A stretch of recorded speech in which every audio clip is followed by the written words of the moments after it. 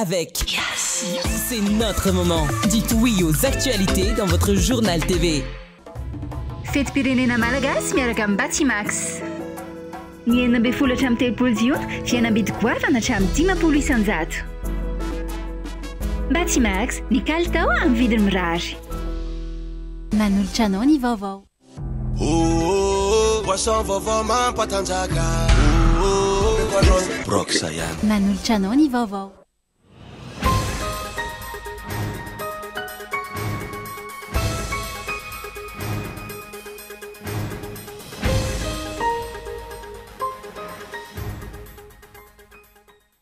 Raha tokana angingina ny lafin'ny politika taorian'ny ireny fifidianana feno osoka farany teo ireny, ny lafin'ny sosialin'ny mponina indray izao no andrenesina fitarainana betsaka ka tsy ahitan'ny mpitondra vahaolana.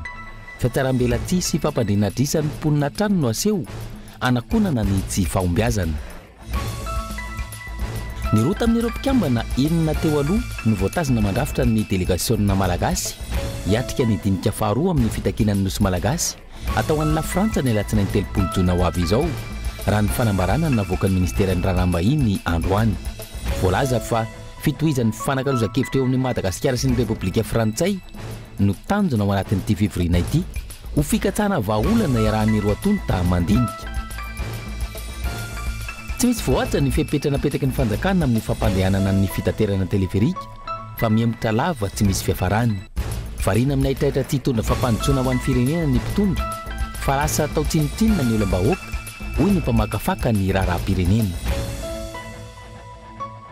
Ataon'ny fitondrana rajoelina kilalao ny fitondrana ny firenena ka izay zavatra tiany avoaka ny vavany ihany no lazainy. Maro izay ny fampanantenana tsy tanteraka antony mahatonga ny solombavambahoaka avy amin'ny fanoherana ny laza fa tsy tokony hampanantena amin'ny vahoaka malagasy intsony iandry rajoelina. Any ivelany nisy tranga mahery vaika maro nandritra ny fizarana fanampinana maha olona ao Gaza toy ny tany Rafa izay nafatesana sy naratrana olona antapitrisa. Sivily maro ihany koa namony ainy tamin'izany. Mitondra fanankianana entitra ny firenena mikambana na ny ONU mikasika ity rafitra ity. Nanatevin-darana izany fanankianana izany ihany koa ireo ONG tahaka ny Médecins Sans Frontières izay nilaza fa tsy mahomby ary mampidi-doza ity rafitra ity. Ny andinidinin'ireo avy hatrany ary.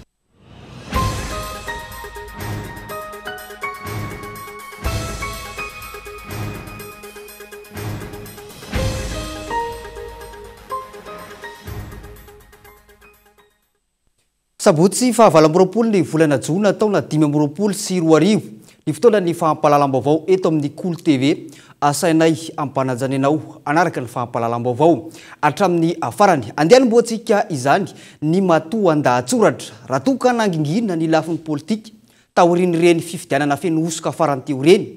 Ny lafin'ny sosialin'ny mponina indray izao no andrenesana fitarainana betsaka ka tsy ahitan'ny mpitondra vahaolana izany. Fiatsarambelatsy sy fampandriana adrisan'ny mponina atrano no aseho hanakonana ny tsy fahombiazana ka eton Andriatsilavo.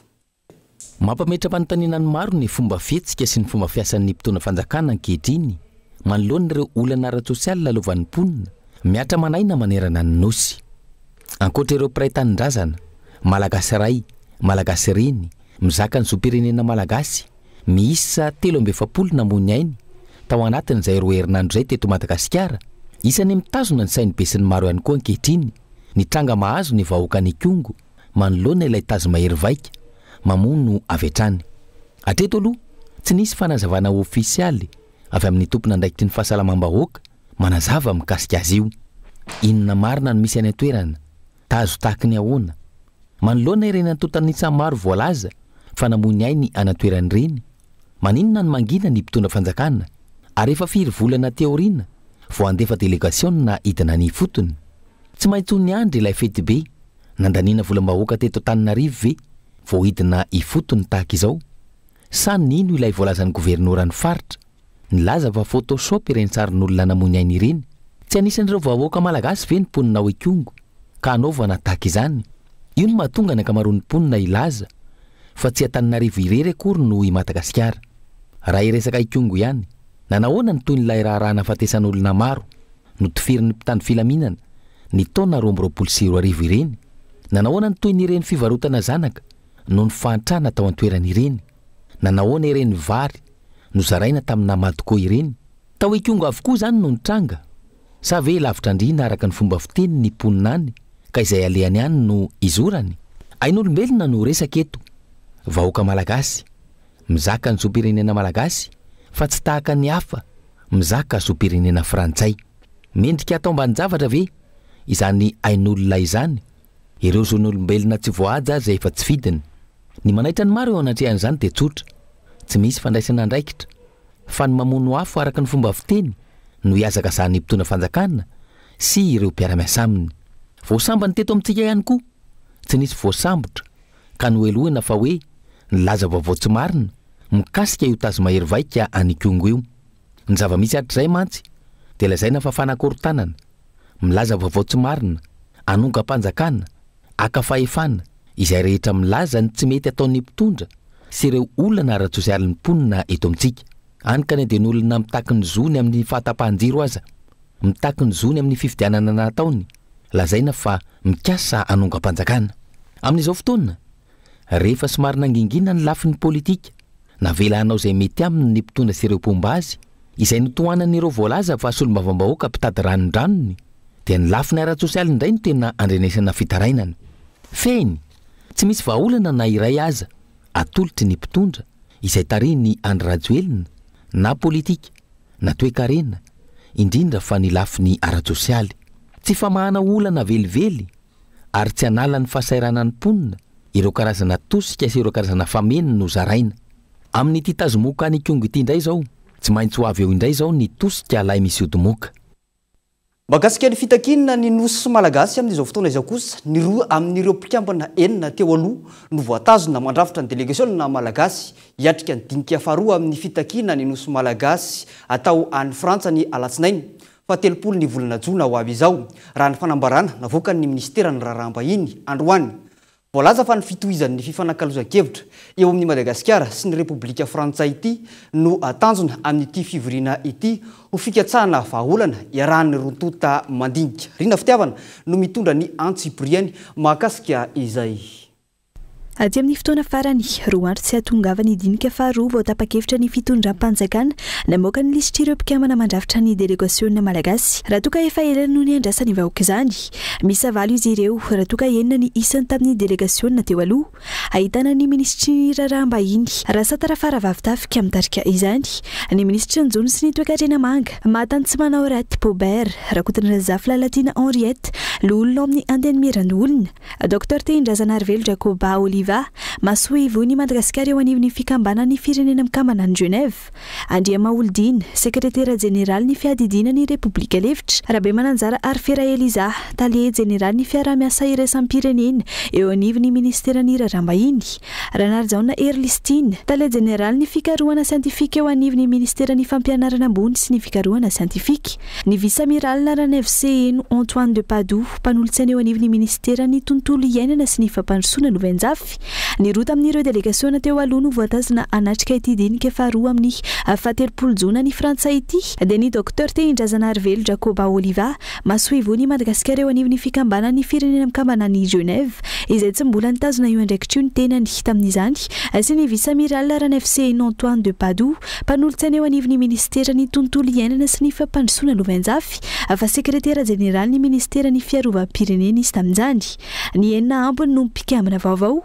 Raha atao indray mijery ireo anarana mandrafitra ny delegasiona malagasy ireo, tsy ahitana kolafikery avy amin'ny fanoherana na solombavam-bahoaka na hery-velona hafa tsy ireo olona anatin'ny fitondrana ihany, tsy olom-baovao ihany koa izy ireo, fa efa sika fantatry ny mpanara-baovao ny momba azy ireo, manjaka ny antrano an-trano fa tsy nisy ny fisokafana ho an'ny manam-pahaizana malagasy rehetra. Misy amin'izy ireo olona efa tsy naompy tamin'ny andraikitra napanaovina azy no mbola io nomena toerana io indray.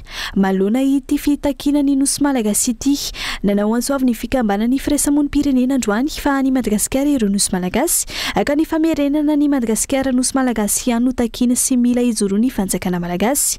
Tokony anio firaisan-kina sy adiraisana araka izany ny vahoaka malagasy rehetra amin'ny fitakina ireo nosy malagasy ireo hoy ny fanambarana. Ireo le fanapahan-kevitra firenena mikambana ireo dia miteny amin'ny Frantsay ny tokony hamerenana an'ireo nosy malagasy ireo ny Madagasikara. Dia mbola entiny efitsika hatramin'izao mbola tsy miverina ilay izy.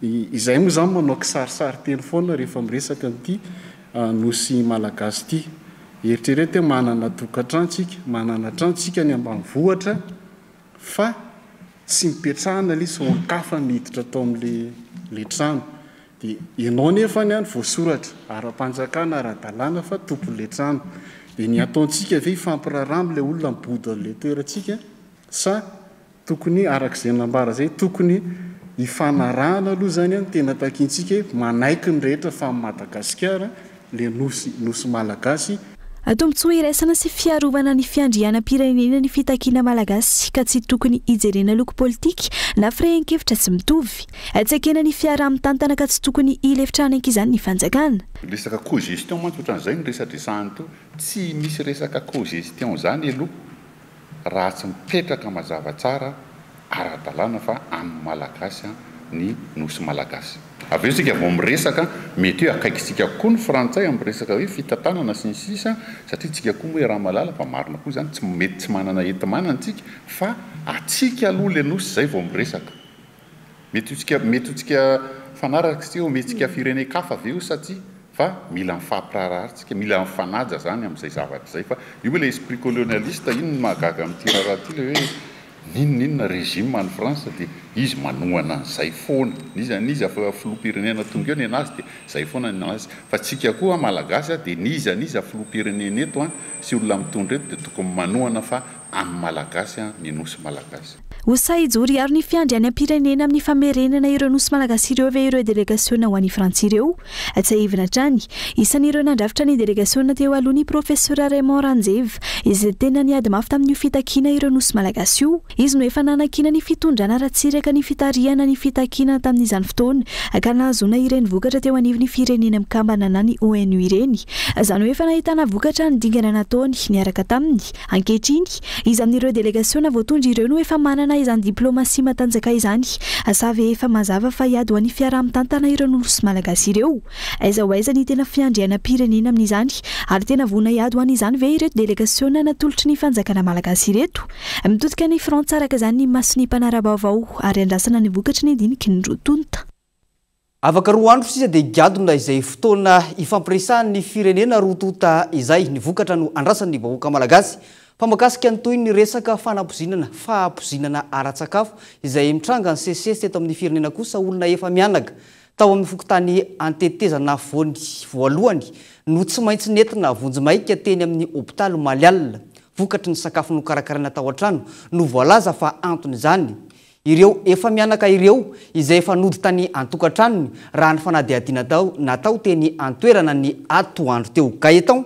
André Tsilavo no mitondra ny antsibriany mahakasika izay olona efa mianaka iray trano avy eny amin'ny fokotany tetezana voalohany indray no tsy maintsy nentina aingana teny amin'ny hôpitaly Malial tokony ho tamin'ny siviora sasany teo eo raha ny fitantaran'ireo nanatry maso sy ny fianakaviany avy amin'ny sakafo ny karakaraina tao an-trano no nahatonga izany niazakazaka le ravavinay zany andofinjeny zanako sisy fa marary izy rola dia lasa iny rohatra anakao zany dia rehefa nijerena le zazakely mitsangana izy dia menjera dia mitsangana izy dia menjera dia fa maninona izazy io dia mamitorymaso ve dia nijerena ihany dia rehefa mibataina izy dia teo izy vao tsy natsaro tena tsony dia iny izay zany koropaka andao tonga dia hoentina any amin'ny hôpitaly andao hoentina any amin'ny hôpitaly dia lasa nentina tany amin'ny hôpitaly dia le izy dia le mama koa zany vao hivoaka amin'ny varavarana teo zany le mama dia tonga dia nioka nandoa dia tena le sakafo nohaninareo fa inona le nohaninareo dia macaroni dia nanao mayonnaise ry zareo dia hoe inona zany le izy dia le menaka ve dia mety le menaka zany satria menaka amin'ny vraky madio zany no vidiny zareo dia avy eo lasa zany izy mianaka vehivavy dia niaraka ny olona le nentina tany amin'ny hôpitaly dia avy eo zany le zokony koa zany napikakazana teo am-po fa hoe zakakaka dia teo koa izy zany nenjera dia hoe andao koa tonga dia hoentina dia lasa nandeha dia rehefa nentina indray izy mianaka le lamatosy le dadany dia rehefa nandeha tany an-dalana indray zay dia tany an-dalana indray le dadany no miteny fanina dia nentina ingakaingana zany izy nakany amin'ny hôpitaly olona tsara sitrapo andalana ody no nitondra azy ireo teny amin'ny hôpitaly tsara fahatongavana satria no raisiny mpitsabo avy hatrany ka tsy nisy nahina ny ain'ireo efa mianaka ireo nanafatra ny fianakaviany fa mila mailo ny tsirairay indrindra amin'izao fotoana hitrangan'ny fahampozinana ara-tsakafo amoizana ain'olona maro eto amintsika izao andrika koa tena mafy nahazo anay satria le hoe nisandreny le hoe tonga le maty reny manjany dia tena sahirana be zay hoe ino ty atao tonga dia hôpitaly dia tsy fantatra ntsony inona moa zany le nohanina teo na inona fa hoe patipaty zaosa zao menaka nanana ka le zasa zany tena navoana azy izy tonga dia le milelaka le ampanaovana le mahonezy iny izy dia izy tonga dia milela dia laga dia zay no tena nampareraka be anazy dia zay le hoe mitaitaina moa eo ihany fa le hoe efa voatsabo izy aloha zany dia ohatra mba solaze kely zay ie dia mampitandrina hoe tandremo le menaka tsy fantatra ntsony hoe ahoana na ahoana fa le menaka sy le hoe zay zavatra tao amin'ny menaka aloha zany dia mitandritandrina aloha ireto fianakaviana ireto izay nanamafetrany fa mety ho zavatra hafa noseho raha tara-fahatongavana teny amin'ny hôpitaly ireo olona efa mianaka ireo ifanody ao an-trano avokoa ireo efa mianaka ireo ny atoandro teo fotoana nandalovana teny atoerana na izany ny ray mpianakaviana mbola lasa nitady fanafody noho izy voalaza fa mbola tsy salama tsara manamafy ny tranga tahaka izany fa tokony ho amafisina ny fanaraha-maso ireny karazana sakafo jifain'ny mpanjifa ireny manamafy ihany koa izany fa zava-dehibe ny fanatonana toeram-pitsaboana ara-potoana raha misy tranga mampiaya lafombaovao mitovy amin'izay raha ny fampizinana ra-tsakafo izay atrany mampitaraina trany ny tandrevaky ny hôpitaly mpanjakana hoy ny reniny Ajayany Tomili tovolahy namony ainy ny alahady 12 jona lasa teo vokatra ilay fampizinana ara-tsakafo nisy eo teny Imerikesinina manainga ny mpitondra fanjakana araka izany ny fianakavian'ny Tomili hijery sy anaramaso akaiky ireny hôpitaly mpanjakana ireny tsy toeram-pitsaboana hoy izy ireo fa toeram-pamonoana olona raha ny zavanitranga tamin'izy ireo makasika ity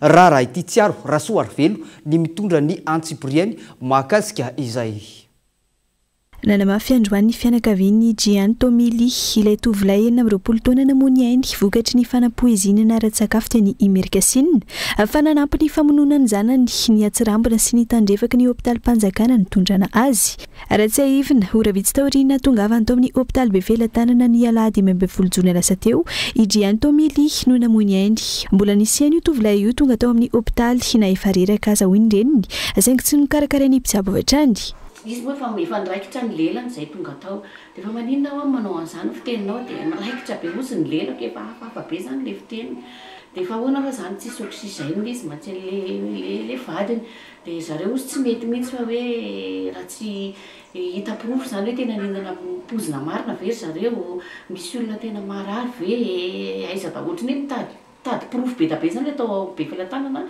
zay vao andray position hoe inona no ataony amin'le zaza dia izy tsy mety misy hoe mitady pirofo izy zay vao afaka mitsabo teo ihany dia zay moa zany kakabe veny ihany ahoana ihany tsy asiana oxygène le zaza satria zay nitaraina nefa le miraikitra be zepotra dia ty eto ty foana no ataony ohatr'izao miteny eto zany tena manepotra be dia vita iny dia tsy naharitra tsony zany zay any sy le zokony le zandony vavy sy le anankiray hoe andao reo jerentsika marina satria jereva mihitsy zany hoe pirofo hoe iza le tena marary hoe tena misy marary nefa raha tena dinihana ve tsy tokony hoe tokony samy hôpitaly ange dia efa tokony afaka mifampiantso hoe tena misy an'izao hoe trangan-javatra ohatr'izao any aminareo na ohatr'izany fa tsy izay natao fa zay mihitsy nireo endana jereo dia lasa moa zay tamin'ny dimidimy sasany teo zay nandeha hiazakazaka ho any amin'ny AGR hoe hijery hoe tena misy le izy tsy mahatoky mihitsy dia zay tsy ataoko mihitsy zany hoe tsy nirarahina le izy zany efa mahita ny évolution le zaza hoe me grave le izy satria tena lasa mijaly be sady misanasana fotsiny mivavana efa mangana be daholo izy dia voatafiditra ny vavahady Bevelantanana mihitsy zay mihazakazaka le vadiko hoe efa tapitra ny ainy le zaza zay zany le avany amin'ny AGR tsy natratra n'le zaza velona ntsony tao tena hoe adin'iray teo zany zay nakany nanamafy ihany koa ny zandriny Tomili ny amin'ny tsy nisiany fialananenina avy amin'ireo mpitsabo tamin'ny famonjena ny ain'ny zokiny hatramin'ny fikarakarana sy famohanana ny razana tsy nahitana fanampiana raha ny fanazavana izay miditra vavahady modadanay teny hoe efa tapitra ny ainy dia samy taitra be zay dia zany korosy be niditra tany amin'ny réanimation dia za moa miditra dia vao mitazana maravarana fosiny dia le dokotera hitako mamelona anazy amin'ny tanana zany hoe tsy haiko hoe misy karazany ve hoe rehefa maty ohatrany ahoana no mampiasa appareil dia rehefa maty ohatrany ahoana no ampiasaina tanana le ohatr' izao fa tonga dia izay hitako a dia le zareo ohatrany hoe na fomba namelomana azy ary zany tena hoe ohatrany hoe tsisy dika ny vetivety kely tamin'ny tanana fotsiny dia izay dia avy eo zareo miala hoe fa tsisy azo atao amin'ity intsony dia avy eo moa le dokotera le nasiona eto amin'ny Facebook io a tsy hita intsony izy avy eo mandra-pialanay tao amin'ny hatrany amin'ny morgue tsy hita intsony izy nefa mety eo amin'ny hoe 2 heures teo zany satria ny zany hoe nafenganina no nivoany tao dia tsy hita intsony izy mandrakizao moa zany tsy hita mihitsy zany efa tokony hoe responsabilité amin'ny foana zany le izy na namohanana azy tao ary tsy hita izy tsy hita intsony mandra-pitapitra ny voany tao amin'ny hôpitaly. Mangataka izany fianakaviany Tomily ny jereny fitondram-panjakana maika ny tandrevaka eny anivon'ny hôpitaly Mpanjakana. Vonjena sy fitsaboana no ilana ny toeram-pitsaboana toy ireny, saingy tsy izany no hita raha ny zava-nisy nahazo azy ireo araka ny fitarainana hatrany. Tena hoe nitandrevaka ny dokotera mety be da be mety hitenina hoe mety izay tsy maintsy nahazo an'ilay zatra hoe tsy maintsy maty izy na hoe inona na inona fa mbola hafa mihitsy zany hoe nisy andraikitra andraisy tao amin'ny hôpitaly fa dia tena navela teo ilay zatra satria mety raha nahazo an'ilay oksizena izy zany hoe mety mbo misy adiny iray kely ny ainana ohatr' izany fa dia tena hoe fijaliana teo satria tsisy afa-tsy izay ny tarainany hoe manepitra be anazy ilay teo izy tsy afaka miteny intsony tsy afaka nitantara mihitsy izy dia rehefa akaiko faty mihitsy izy moa hoe inona zany no tena mahazo anao e osy le dokotera miaka fiteny ohatry moa somary maherihery dia soraty eto mantsy tao amin'ilay carnet dia izay na tonga andininy eo aminay fa tsy voasotratra ny hatrany farany satria efa kely ny aina satria zany raha fahitana azy fo efa manary aina mihitsy izy amin'ny mipetraka iny fa mbola tafasotratra le hoe sepitra fa mba hampio fa dia tapitra teo am-toerana teo ny ain'ilay zatra tsy nisy oksizena mandrapatapitra ny aina dia izay tena nampalahelo anay nampitonga anay namoaka an'iny hoe mba hitandremany rehetra moa mba handraisan'ny ny tompony andraikitry ny toeram-pitsaboana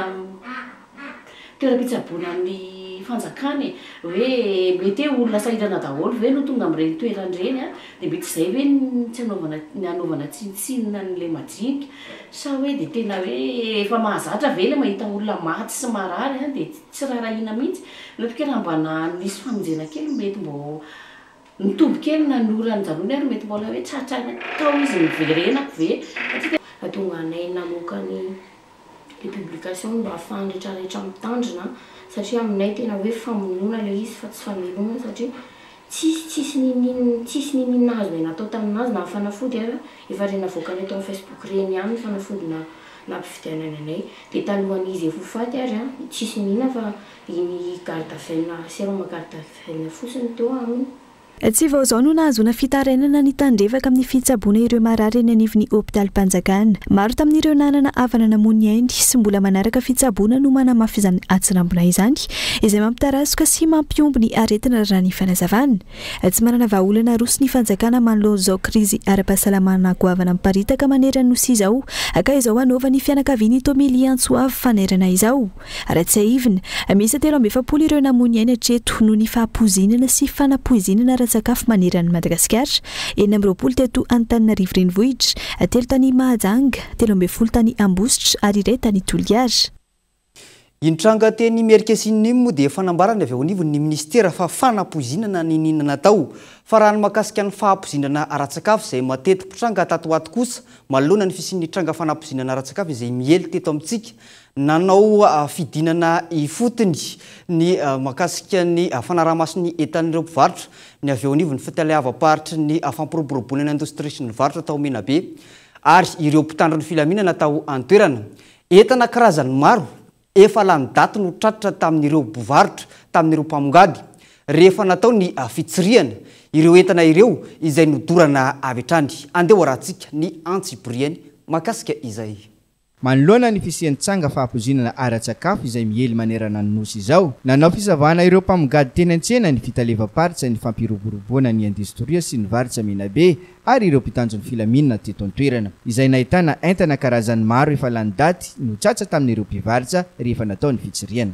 Nanomboka tamin'ny 7 volana Jiona dia ny amafisina ny fidinan'ireo contrôleur de commerce eo anivon'ny Menabe iny an-tsena amin'ny fanarana maso ny kalitaona entana amidy sy ny vidiny entana amidy zay ny azo mba ataoko hoe fanamafisana satria izy io fa asaka fatao andavanandro voary isan-kerinandro zany dia misy foana fidinana io anatin'io fidinana io nisy natao teto amin'ny distrika Morondava nisy natao tagny amin'ny distrikany Belotsorobiana nisy natao tagny amin'ny distrikany Mahabo zay zany ny vita treto tagnatin'izay nahitana entana lany daty nahitana entana simba nahitana entana tsy manaraka ny lalàna manankely indrindra fa miresaka finosana zany nohon'izay mampiay ay le vokatra dia tsy maintsy nisorona ignatsena aloha zany zay ny fepetrany raisina zay amintsika miresaky zao zany efa ny consignena kamena be manokana natao ny consignation na mortadelle aloha dia nisy ny contrat analyse natao nakana assurance zany hoe azo hoanina tsy miprésenter risque ho an'ny fanjifana ve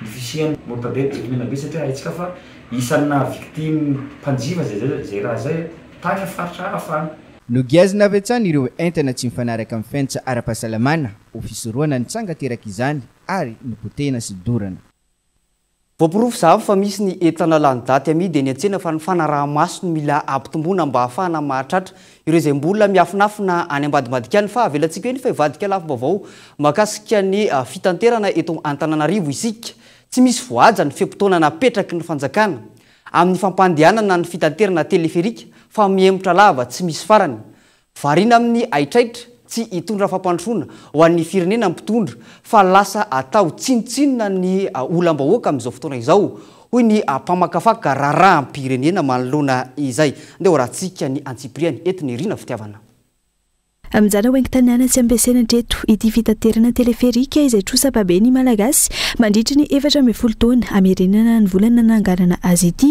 miemotra lava ny fampandehanana ity teleferika ity raha nokasaina hitaterana olona mandritra ny lalaon'ny nosy izy ity tamin'ny taona 2024 tsy mbola vita fa miemotra indray eritaona taty aoriana izany hoe ny 20 jona 2024 no fotoana nanaovana andrana voalohany ka nambara tamin'izay fa hisokatra hitatitra ho an'ny olon-drehetra ny teleferika volana aorian'izay nandrasana hatramin'ny faran'ny taona 2024 saingy tsy mbola nisokatra ihany laza indray ny fitondrana fa mialohan'ny 20 jona tamin'ity taona 2024 ity no tokony hanomboka ny fitanitiram-bahoaka saingy ny arahana hita fa tsy nisy akory zany fa andrana ara-teknika mivezivezy tsy mitondra olona no tazana atao anatin'ny volana vitsivitsy zay adiliny fetim-pirenena voalaza indray fa amin'ny vivorimbe fionana ny tampony sadaiky amin'ny volana aogositra ho avy zao no hisokatra hitatitr'olona ny teleferika rafezina fisesehoana sy fandrebirebena saim-bahoaka no betsaka anakonana ny tsy fahaiza amin'ny tantan'ny mpitondra variana amin'ny mena miravoravo ny fitondrana ka miantona ny fampandrosoana atao tsintsina ny olana sy ny lahara-pahamena andrasana amin'ny mpitondra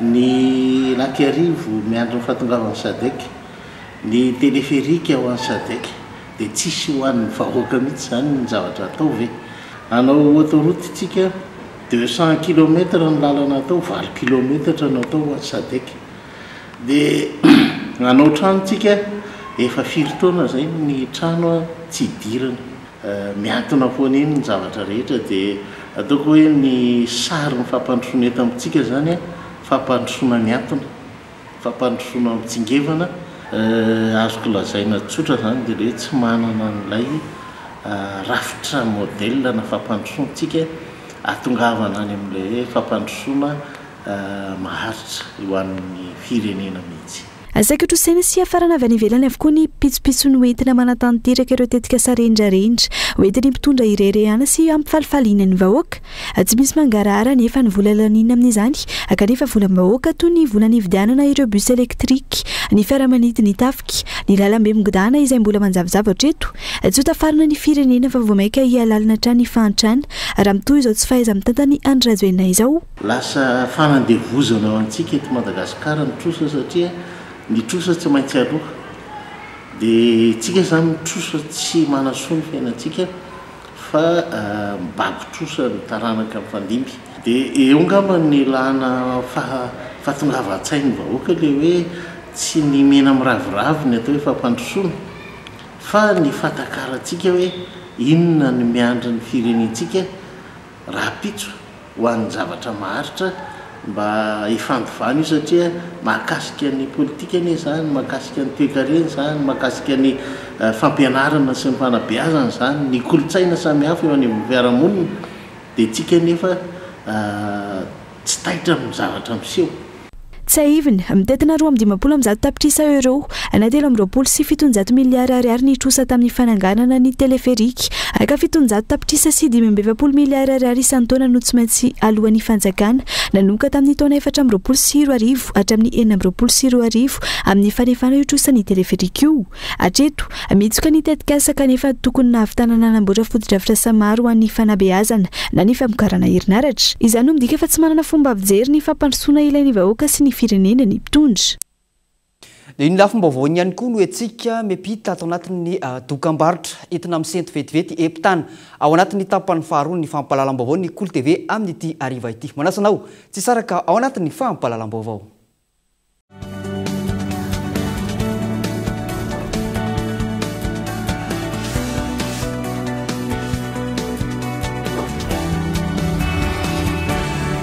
Et ça continue! C'est encore gratuit! Toujours gratuit! Tu parles toujours de... L'installation de la fibre! Et oui, ça reste gratuit! La promo continue jusqu'au 30 juin 2025. Profitez-en! C'est le moment de prendre la fibre in, la fibre go, la fibre family, la fibre home! Grâce de ses collègues de Yas se feront un plaisir de vous installer la fibre gratuitement. L'abonnement est à partir de 49 000 RTTC par mois. Mais l'installation, c'est gratuit!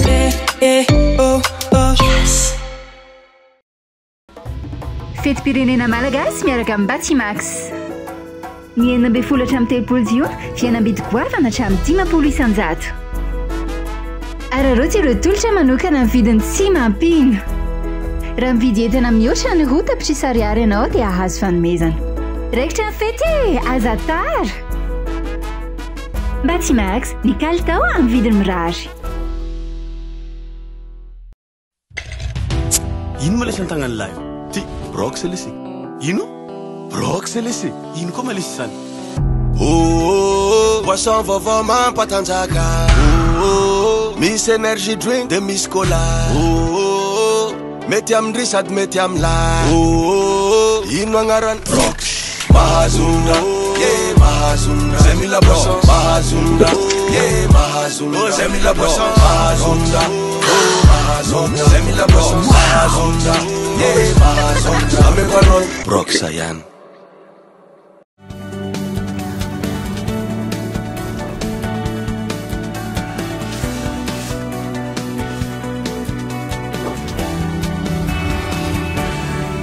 Mbola terina trano ny arabo tompo kilasy tompo vavy tonga soa atao anatin'ny tapany faharoa ny fampahalalam-baovao ny Cool TV amin'ny ity hariva ity.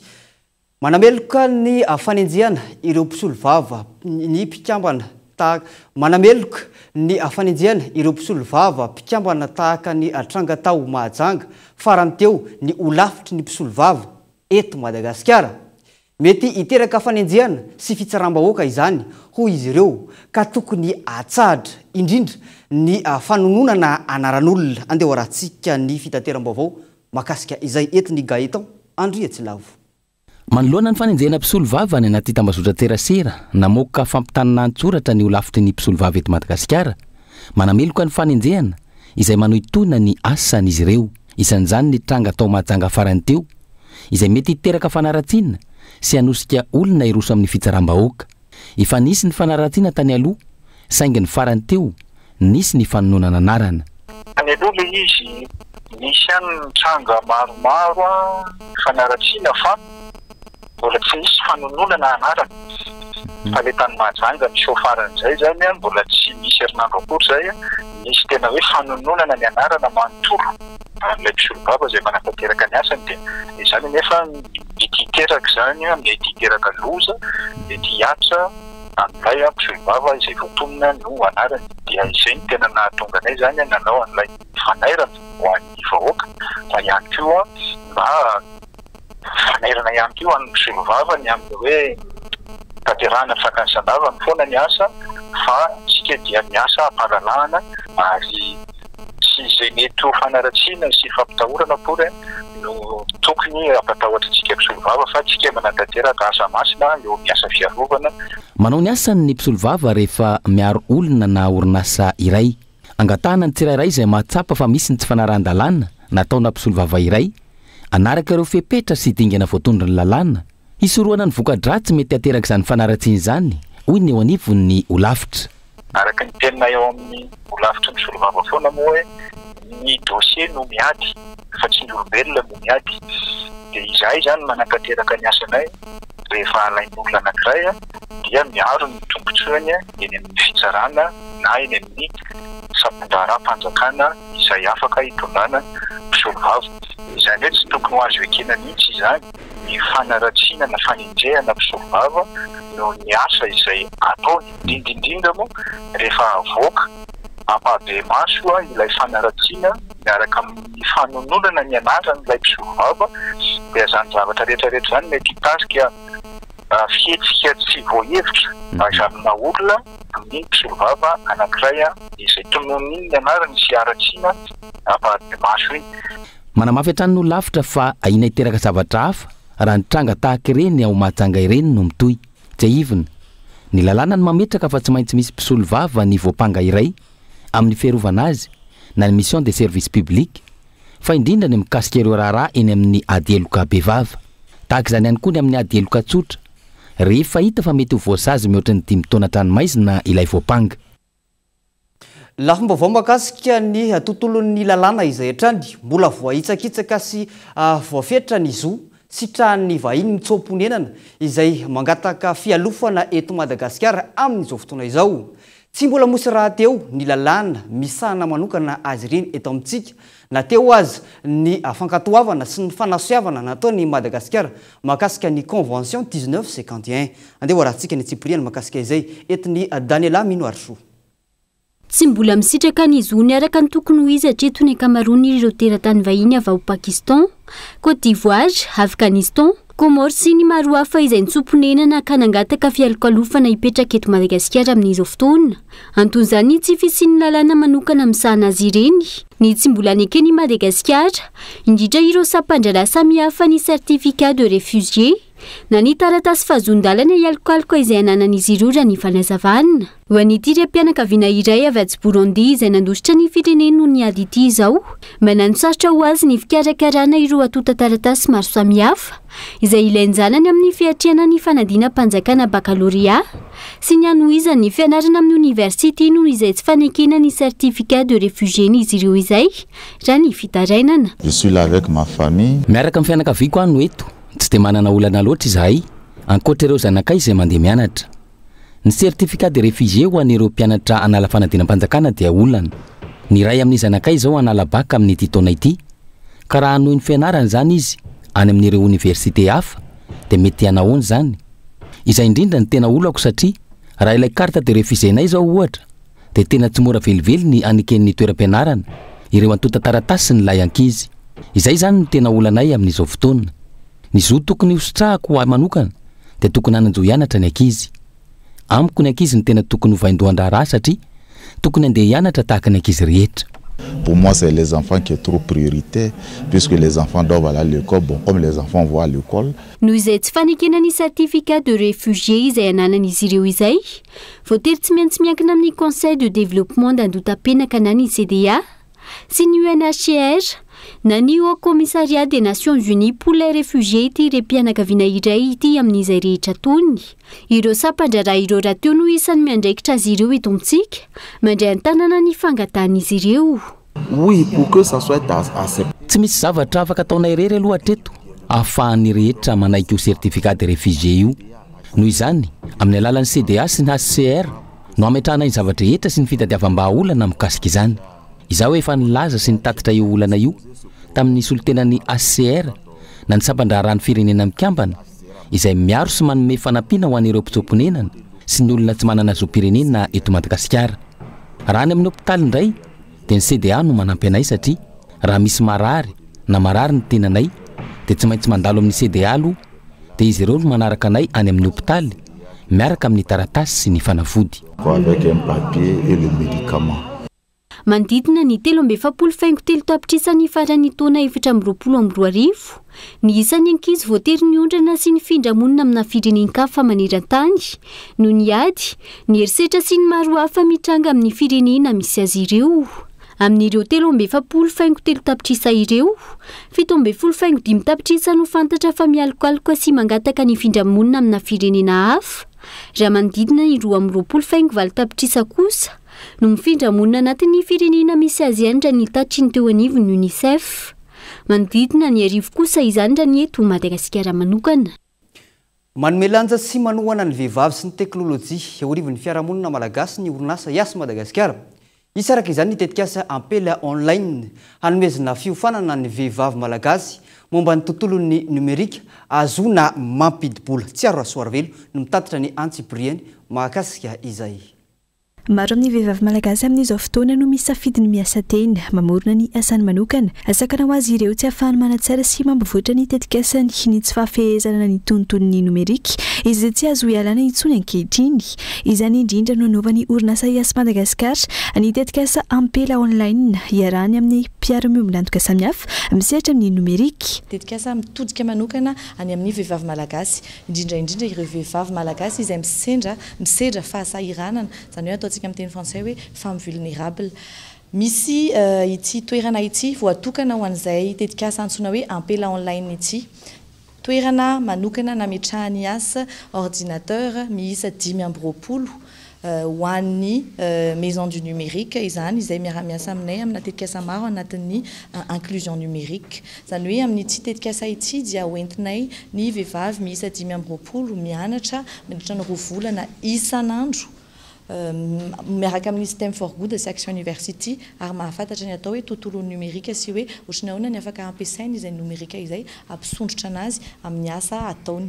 Ny vehivavy rehetra, ny vehivavy malagasy rehetra moa izany dia afaka atao hoe mandefa candidature aty aminay amin'ity tetikasa ampela online ity fa indrindrandrindra ireo vehivavy izay anatin'ny fahasahiranana ary anisan'ny ataoko hoe paramètre voalohany dia hoe vehivavy izay manana activité génératrice de revenus izy raha amin'ny teny français na hoe asa kely efa mamokatra vola ho azy dia izahay amin'ny alalan'ity tetikasa manokana ity dia anampy anazy ampiroborobo ny asany ampitombo ny vokany amin'ny alalan'ny fanomezana fampianarana sy fampiofanana momba ny tontolon'ny numerika.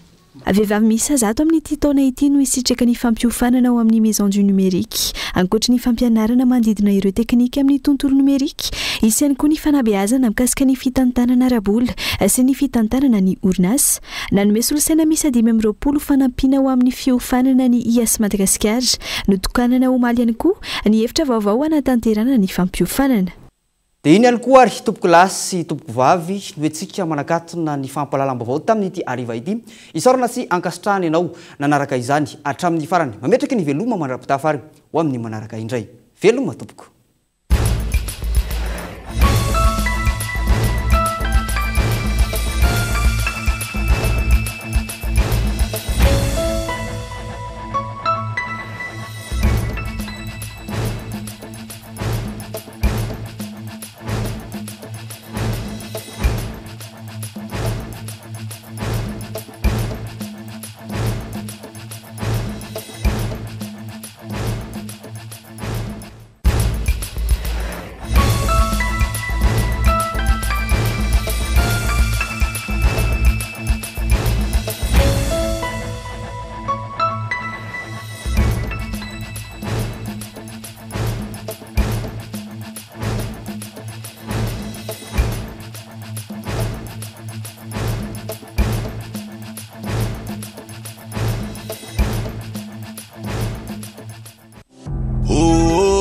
Poisson vovô mampatanjaka.